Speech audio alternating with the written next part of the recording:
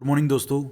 उसके बाद रूल है use of too much and much too. ये मैंने आपको आई थिंक पहले ही बताया है, बट फिर भी देख लेते हैं। मच टू का यूज प्लस में अनप्लीजेंट एडजेक्टिव्स के साथ में, और टू मच का यूज प्लस में नाउन।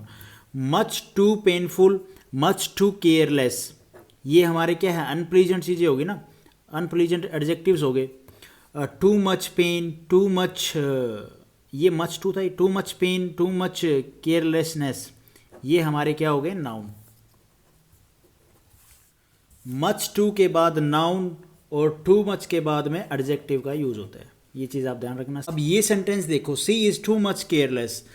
अब यहाँ पे इस लड़की के बारे में बताया जा रहा है, वो कैसी हो, केयरलेस है, लेकिन कितनी केयरलेस है, ज़्यादा है, कम है। तो जब सेंटेंस में ऐसे वर्ड हैं जिनको नाउन की तरह यूज़ किया जाए, उसका मतलब पॉइंट ऐसा हो सेंटेंस में कि वो कैसी है, केयरलेस है। अब केयरलेस कैसी है, अब केयरलेस के बारे में तो कोई एडजेक्टिव बताएगा ना, या एडवर्ब बताएगी।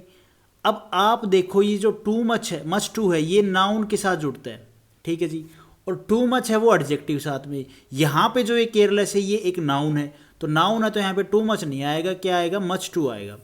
For example, he has much too pain. अब यहाँ पे उसको पेन है, लेकिन कितना ज़्यादा, कैसा है। अब यहाँ पे जो ये पेन है, ये क्या है, ये तो भैया एक एडजेक्टिव है।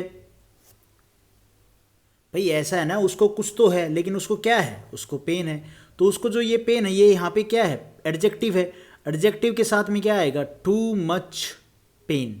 थोड़ा सा यहाँ पे कन्फ्यूजन है, कन्फ्यूजन यूँ है क्योंकि एक तो ये नाउन का रोल, कि कुछ ऐसे वर्ड आ जाते हैं कि हमने जैसे समझा कि यार केयरलेस है, केयरलेस तो किसी पर्सन, किसी चीज़ का ही होगा ना, कोई बंदा ही होगा। तो बंदा होगा, उस बंदे के बारे में बता रहा है कि वो कैसा है, केयरलेस है।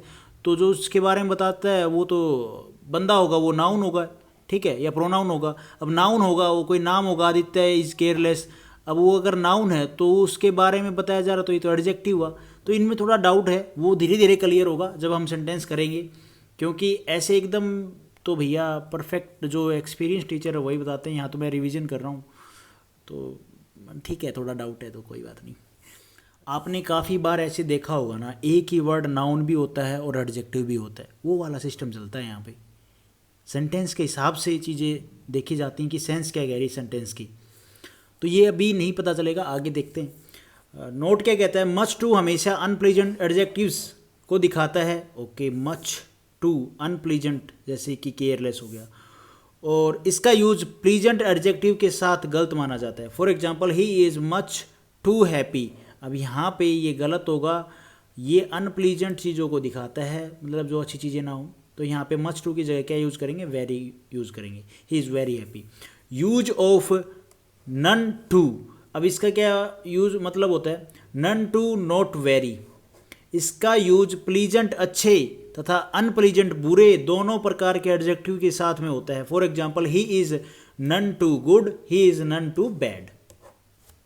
उसके बाद है use of only too. Only too का मतलब होता है वेरी, जैसे हम अभी पीछे वेरी यूज करे थे वैसे ही।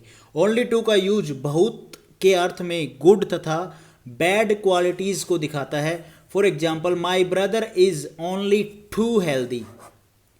ओनली टू यूज बहुत के अर्थ में होता है, गुड तथा बैड क्वालिटीज को दिखाता है, बैड और गुड दोनों को दिखाता है ये। She is only too sad. Use of very, very का यूज कहाँ पे, वेरी का यूज बहुत के अर्थ में गुड तथा बैड क्वालिटी को दिखाने के लिए किया जाता है। For example, it is very hot out there, ठीक है, बैड को भी और गुड को भी। You are very beautiful, he is very good, good को भी बैड को भी, दोनों को दिखाता है ये। वेरी का यूज हमेशा एडजेक्टिव की पॉजिटिव डिग्री के पहले होता है। कंपैरेटिव के साथ में इसका यूज गलत माना जाता है, जैसे कि यू आर मच बेटर। अब बेटर क्या है, D2 है, कंपैरेटिव डिग्री है। तो यहाँ पे हम जो वेरी है उसका यूज नहीं करेंगे।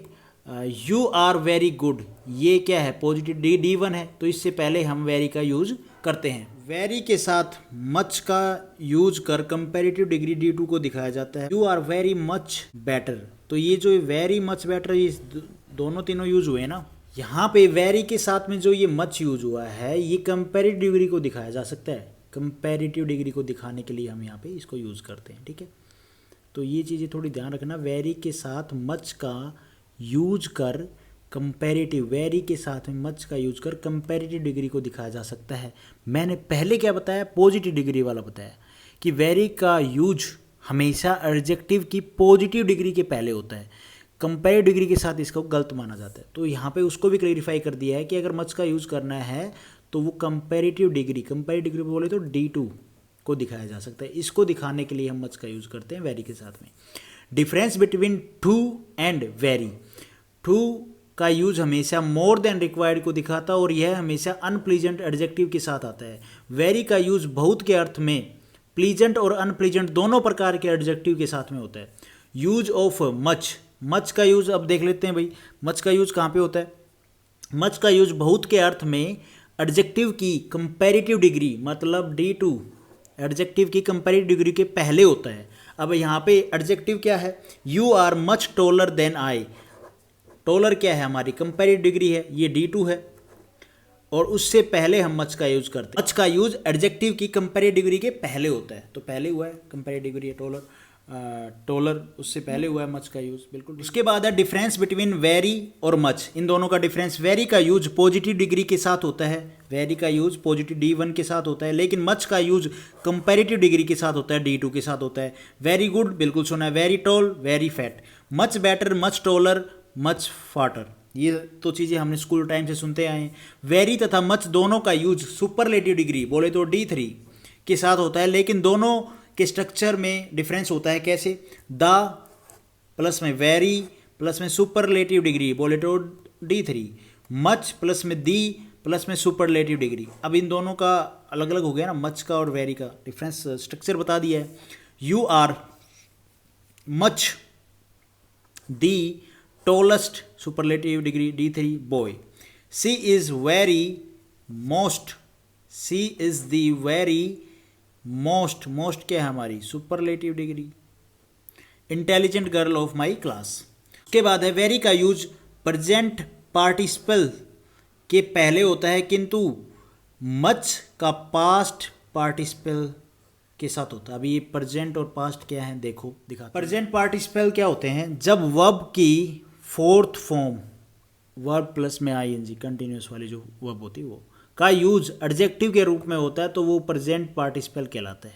समझ गए, जब वर्ब का यूज फोर्थ फॉर्म का मतलब वर्ब की फोर्थ फॉर्म मतलब ING जो फॉर्म होती है वर्ब की का यूज एडजेक्टिव के रूप में होता है, उनका यूज जब एडजेक्टिव के रूप में होता है तो वो हमारे प्रेजेंट पार्टिसिपल कहलाते हैं। For example, I so A smiling boy, boy कैसा, ये नाउन, नाउन से पहले क्या एडजेक्टिव, एडजेक्टिव क्या बॉय की क्या होता है स्माइलिंग, वो हंसता हुआ लड़का। तो यहाँ पे जो ING यूज हुआ है ना स्माइलिंग, ये एडजेक्टिव के रूप में यूज हुआ है, ये हमारा होता है present participle. He goat into a moving बस, बस क्या है हमारा नाउन, मूविंग, वो मूवी कर रही थी मतलब चल रही थी, तो मूविंग बस की बात कर रहा है ना। तो यहाँ पे जो ING है ये एडजेक्टिव यूज हुआ है, ये मूविंग, तो ये हमारा प्रेजेंट पार्टिसिपल हुआ। पास्ट पार्टिसिपल देखो, जब वर्ब की थर्ड फॉर्म का यूज एडजेक्टिव के रूप में होता है, मतलब एडजेक्टिव की जगह पे वर्ब की थर्ड फॉर्म का यूज होता है, लेकिन वो काम जो बात एडजेक्टिव दिखाता है वही काम वो वर्ब दिखा रही, थर्ड फॉर्म दिखा रही, वो हमारा पास्ट पार्टिसिपल होता है। कैसे, सी इज सरप्राइज्ड, वो क्या थी सरप्राइज्ड थी। ही वॉज अमेज्ड, ये हमारे पास्ट पार्टिसिपल हैं और ये एडजेक्टिव के रूप में होते हैं। ठीक है, जब वर्ब की थर्ड फॉर्म का यूज एडजेक्टिव के रूप में होता हो, ये वर्ब की थर्ड फॉर्म है। अब वो सी मतलब वो लड़की, अब वो लड़की कैसी, वो क्या हो गई, सरप्राइज्ड हो गई, मतलब उसके लड़की के बारे में ना वो कैसी हुई, वो सरप्राइज्ड हो गई। He was amazed, very with present participle. भाई साहब अगर कुछ गलती हो जाए तो क्षमा माफ़ी, क्योंकि एक रिवीजन है, रिवीजन में फटाफट हो भी जाती है। बाकी आप लोग देख लेना कहीं गलती हो तो मेरी मेल बता देता हूँ, nakulav881996@gmail.com पे आप कुछ भी मैसेज कर सकते हैं। बस थोड़ा सा मैं ट्राई कर रहा हूँ चैनल को ग्रो करने की, तो भाई उल्टा पुल्टा मत करना, कमी हो वो बता देना, मैं उस पर ध्यान दूंगा।